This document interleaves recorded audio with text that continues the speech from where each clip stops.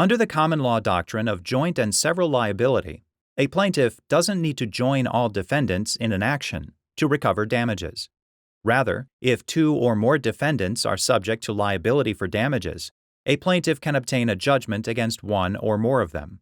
In the 1965 case, Bundt v. Embro, a New York trial court considered whether a tort plaintiff's satisfaction of a judgment against one tortfeasor discharges the other tortfeasors from liability. In the 1960s, Edward Embro Jr. was driving his vehicle in New York City, with Hans Bundt as his passenger.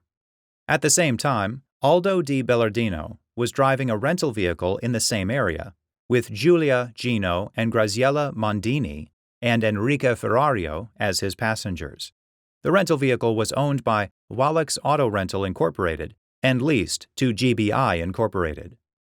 As Embro approached an intersection, he drove through a stop sign and collided with Di Belardino's vehicle, resulting in injuries to both vehicles' passengers.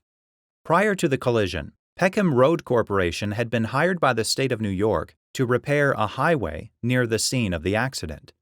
The passengers, including Bundt, then brought a negligence action against Embro, Wallachs, Peckham, and G.B.I. in the New York Supreme Court, Queens County.